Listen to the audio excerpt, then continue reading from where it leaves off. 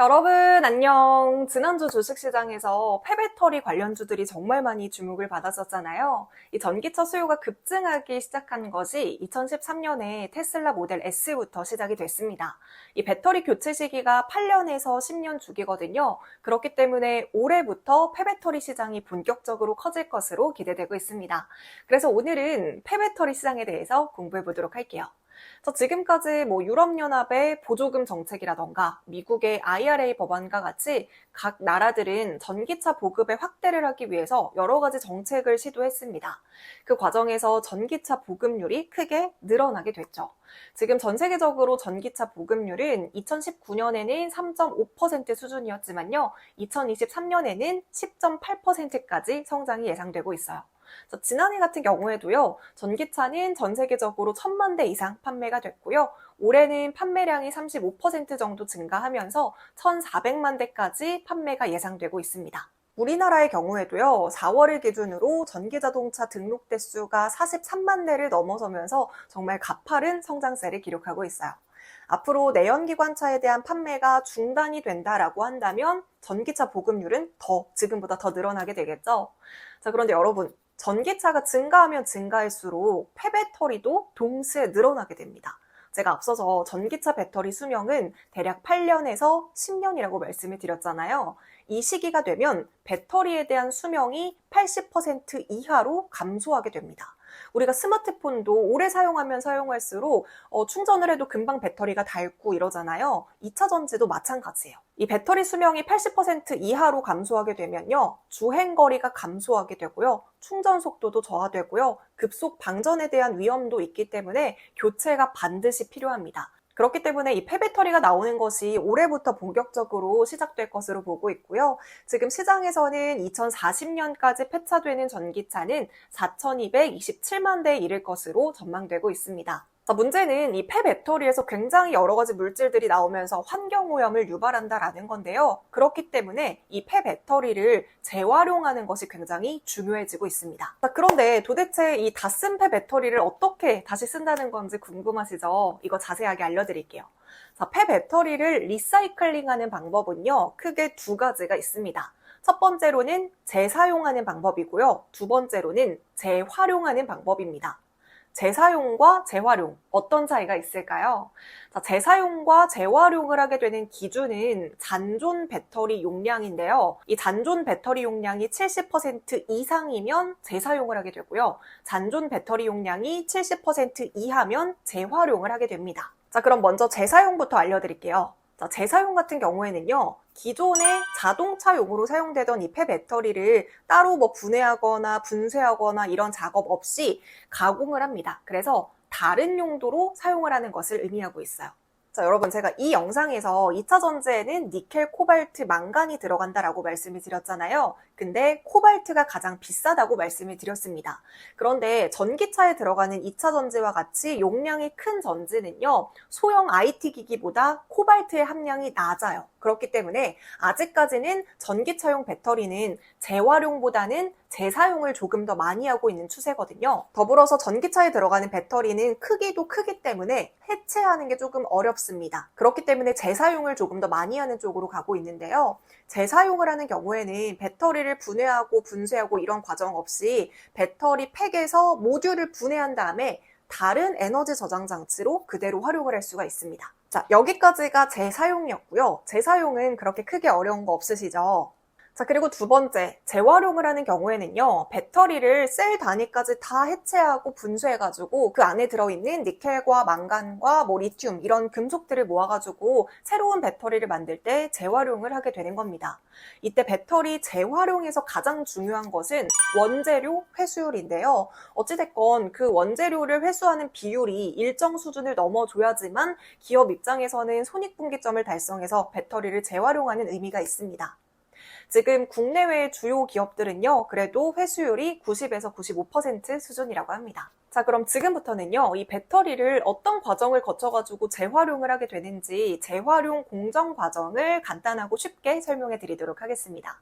이 배터리 재활용 공정 과정은요, 배터리 해체, 전처리 공정, 후처리 공정, 재생 과정을 거칩니다. 자, 먼저 첫 번째로 해체 공정에서는요, 일단 배터리를 기기에서 해체한 다음에 폐배터리를 모으는 과정이라고 생각을 해주시면 되는데요. 이 과정에서 배터리를 방전시키는 게 정말 중요합니다. 왜냐하면 그 배터리에 조금의 잔류 전기라도 남게 되면 폭발할 수 있기 때문이에요. 그래서 배터리 해체 공정에서는요, 예를 들면 어떤 물질에다가 이 폐배터리를 담궈버립니다. 그러면서 방전을 시켜버리는 습식 처리 방식이 있고요. 아니면 배터리 용량을 다 소비시켜버리는 건식 회생 방전, 이렇게 나뉘고 있는데요. 폐배터리 관련 회사마다 이렇게 처리하는 방식도 다르고요. 습식인지 건식인지 이런 방식마다 방전 속도라던가 환경오염 발생 유무 등의 장단점이 있습니다. 자, 이어서 두 번째, 전처리 공정에서는요, 파쇄 공정, 선별 공정, 소성 공정으로 진행이 되는데요. 일단 파쇄 공정은요, 앞서서 양극, 음극, 분리막 소재들로 해체된 소재들을 파쇄를 해가지고 블랙 파우더를 생성을 합니다. 다 갈아버린다는 뜻이에요. 이게 바로 파쇄 공정이고요. 이렇게 파쇄된 가루에는 배터리에 들어있는 다양한 원료들이 들어가 있겠죠. 이 가루에다가 자석을 딱 갖다 댑니다. 자석을 딱 갖다 대면 이 안에 들어있는 철이라던가 알루미늄 같은 경우에는 자력을 가지고 있는 금속이잖아요. 그렇기 때문에 자력을 가진 금속들을 추출을 할 수가 있습니다. 이렇게 자력을 가진 금속들을 선별적으로 추출하는 것을 바로 선별 공정이라고 하고요. 마지막으로 소성 공정은요, 여기에다가 다시 뜨거운 열을 가합니다. 그래서 탄소와 같은 불순물을 분리하는 공정이라고 생각을 해주시면 돼요. 탄소와 같은 불순물을 제거하지 않게 되면요, 리튬을 나중에 뽑아내는 과정에서 이 탄소가 리튬을 침출하는 효율성을 낮추고 방해를 합니다. 그렇기 때문에 이렇게 전처리 과정에서는요, 마지막으로 소성 공정까지 거치게 됩니다. 자, 이렇게 전처리 공정이 마무리되면 이제는 후처리 공정으로 넘어가게 되는데요. 후처리 공정은 건식 공정, 습식 공정, 다이렉트 리사이클링으로 구분이 됩니다. 자, 어찌됐든 전처리 공정에서 얻었던 블랙 파우더를 한 번 더 다듬는 과정이라고 생각을 해주시면 되는데요. 한 번 더 다듬어서 니켈, 코발트와 같은 고가의 금속들을 추출하는 게 바로 후 공정입니다. 이 후 공정도 역시나 건식이냐 습식이냐에 따라서 메탈 회수율이라던가 비용의 차이가 있는데요. 건식 공정보다는 습식이 회수율이 더 높고요. 투잡이라던가 에너지 사용량이 낮기 때문에 수익률이 더 높습니다. 그래서 많은 기업들이 습식 공정 중심으로 발전을 하고 있습니다.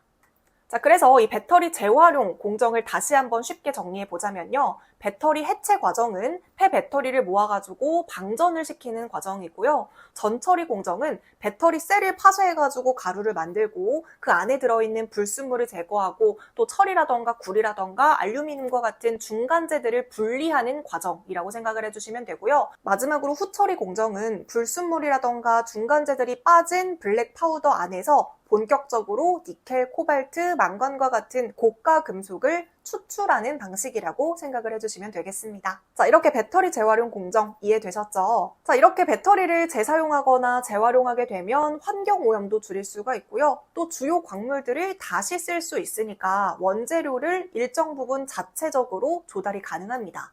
특히 우리나라 같은 경우에는요, 이 배터리 핵심 소재를 모두 다른 나라에 수입하는 데 의존을 하고 있기 때문에 이렇게 재활용 사업은 핵심 소재의 의존도를 낮출 수 있다는 장점이 있습니다. 자, 여러분, 그럼 여기서 이런 생각하시죠? 배터리 성능이 이미 떨어져가지고 폐배터리가 된 건데 이걸 다시 재사용하거나 재활용하게 되면 과연 제 기능을 할 수 있을까라고 생각을 하실 수가 있는데요. 여러분, 제가 앞서도 설명해 드렸다시피 재사용의 경우에는 잔존 배터리 용량이 70% 이상이면 가능하다라고 말씀을 드렸습니다. 이 재사용 공정에서는요, 폐배터리의 성능을 다시 분석을 하는 공정이 있는데요. 이 성능을 분석을 한 다음에 등급을 분류를 합니다. 이 등급에 따라서 재사용되는 범위가 다른데요. 등급이 만약에 좋게 나온다라고 한다면 비록 전기차에서는 성능이 떨어진 배터리여도 크기가 작은 휠체어라던가 가로등 이런 용도로는 다시 재사용이 될 수가 있습니다. 자, 그리고 배터리의 수명이 감소되는 이유는요, 제가 지난 시간에 이 영상에서도 말씀을 드렸지만, 배터리가 충전과 방전을 할 때 리튬이온이 양극에서 음극으로, 음극에서 양극으로 이렇게 왔다 갔다 하는 이동 과정을 겪는다고 말씀을 드렸잖아요. 근데 이렇게 충전과 방전을 반복을 하게 되면 음극재의 소재인 흑연이 조금씩 팽창을 하게 됩니다. 그러면서 부피가 늘어나게 되는데요. 이에 따라서 배터리 수명이 감소하게 되는 겁니다. 따라서 이 배터리의 수명 감소 원인은 흑연이 팽창하는 것이기 때문이지 이 배터리에 들어있는 니켈이나 코발트, 리튬의 양이 줄어든다거나 성분이 변질되거나 이런 부분은 아닙니다. 그렇기 때문에 이 광물들을 그대로 추출해가지고 새 배터리에 충분히 재활용을 할 수가 있고요. 그렇다라고 한다고 해서 배터리의 품질에 문제가 생기는 것은 아닙니다. 자, 지금 유럽연합이나 미국에서는 지속가능한 배터리법이나 인플레 감축법 등을 통해서 계속해서 재활용 원료 사용량을 규제하고 있고 또 핵심 광물 수거 비중을 확대하고 있어서 앞으로는 배터리 재사용 산업이 계속해서 커질 수밖에 없습니다. 그렇기 때문에 지금 주식시장에서도 많이 이슈가 되는 것 같은데요. 그러면 지난주, 최근에 이제 주식시장에서 많이 올랐던 기업 2가지만 같이 공부해 보도록 하겠습니다. 자, 먼저 첫 번째 기업은 바로 성일하이텍입니다. 국내에서는 성일하이텍이 2차전지 리사이클링 부분에서 국내 1위를 기록하고 있고요. 제가 앞서서 재활용 공정 설명드렸잖아요. 성일하이텍은 재활용 공정의 전처리부터 후처리까지 이 리사이클링의 일괄 공정을 모두 보유하고 있습니다. 그리고 생산 능력도 경쟁사 대비 한 7배 앞서고 있고요. 후처리를 한 배터리 파우더의 품질도 최고 등급이라고 합니다. 성일하이텍처럼 배터리 재활용을 하기 위해서는 그 배터리의 원재료인 배터리 스크랩을 가지고 있어야 되잖아요. 이 성일하이텍 같은 경우에는 이 배터리 원재료인 스크랩을 국내 셀 3사 그리고 삼성물산이나 현대글로비스에서 조달을 받고 있고요. 이 조달받은 배터리 스크랩을 다 재활용해가지고 양극재로 다시 가공해서 삼성 SDI에 제공을 하고 있습니다. 지금 성일하이텍의 배터리 재활용 생산 능력 같은 경우에는요, 리튬은 한 연간 2,000톤, 니켈 같은 경우에도 2,640톤, 코발트는 1,680톤씩 생산을 하고 있고요. 이 생산 능력이 계속해서 높아지면서 지금은 2025년 완공을 목표로 제3공장도 건설 중에 있다고 합니다. 지금 성일하이텍의 매출을 좀 살펴보면요. 주요 광물별 매출액 차지 비중은 코발트가 한 11% 정도의 매출이 나오고 있고요. 니켈에서는 한 30%, 리튬에서는 20% 정도의 매출이 나오고 있는데요. 올해 1분기 매출 같은 경우에는 58% 정도 증가했고요. 영업이익은 17%가량 상승했습니다. 더불어서 최근 성일하이텍 같은 경우에는 LFP 배터리 재활용 기술도 개발하겠다라고 나서고 있는 상황인데요. 제가 지난번에도 설명해 드렸지만 우리나라 같은 경우에는요, 주로 3원계 배터리 쪽을 많이 개발하고 있습니다. 이 LFP 배터리는 중국 쪽에서 많이 제조를 하고 있는데요. 이 LFP가 3원계보다는 조금 더 가격이 저렴하다 보니까 테슬라를 비롯해서 주요 완성차 업체들이 최근에는 LFP 배터리를 탑재하려는 수요가 늘어나고 있습니다. 그렇기 때문에 지금 국내 셀 3사 같은 경우에도 LFP 시장에 뛰어들고 있거든요. 그렇기 때문에 앞으로는 이 LFP 쪽에서도 폐배터리가 많이 나올 수 있다라고 주목을 하고 있는 거죠. 그래서 성일하이텍은 새로운 성장 동력으로 LFP 쪽 배터리 기술도 개발해가지고 이 시장에 대응하겠다라는 목표를 내세우고 있습니다. 자, 이어서 두 번째 종목은 세비캠이라는 종목입니다. 세비캠도 지난주에 굉장히 많이 이슈가 됐던 기업인데요. 세비캠은 작년에 코스닥 시장에 상장한 기업인데 이미 오래전부터 폐수 처리 사업도 했었고요. 폐산 재활용 사업도 했었고 2017년부터는 폐배터리 재활용 사업도 시작하고 있습니다. 지금은 폐배터리 재활용 쪽에서 매출이 한 56% 정도 많이 나오고 있고요. 특히 세비캠의 경쟁력은 전구체 복합액을 생산하고 있다라는 것이 가장 큰 경쟁력입니다. 제가 아까 전에 폐배터리 재활용 공정을 설명을 하는 과정에서 폐배터리를 다 분해하고 분쇄해가지고 블랙 파우더 형태로 만든다라고 말씀을 드렸잖아요. 그런데 이 파우더에다가 용매를 넣어가지고 니켈, 망간 이런 물질들을 다시 회수를 하는 겁니다. 그런데 대부분의 폐배터리 기업들은 파우더로 용매를 넣었다가 그거를 또 다시 건조해가지고 또 다시 물질을 뽑아내고 뽑아낸 물질을 또 다시 녹이고 이런 추가적인 공정들이 반드시 필요하거든요.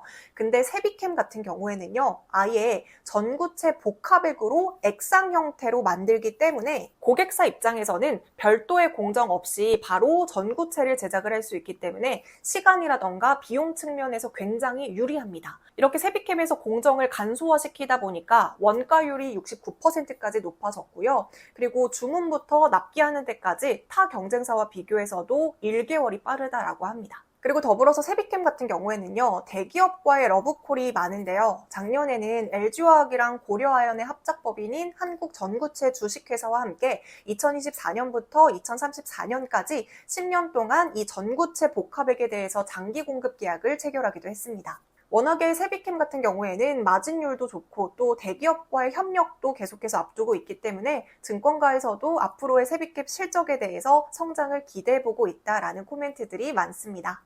네, 이렇게 오늘은 최근에 이슈가 되고 있었던 폐배터리 시장에 대해서 알아봤는데요. 혹시라도 더 궁금한 내용이 있다면 언제든지 댓글 남겨주시고요. 그럼 오늘 영상은 여기서 마무리하겠습니다. 안녕!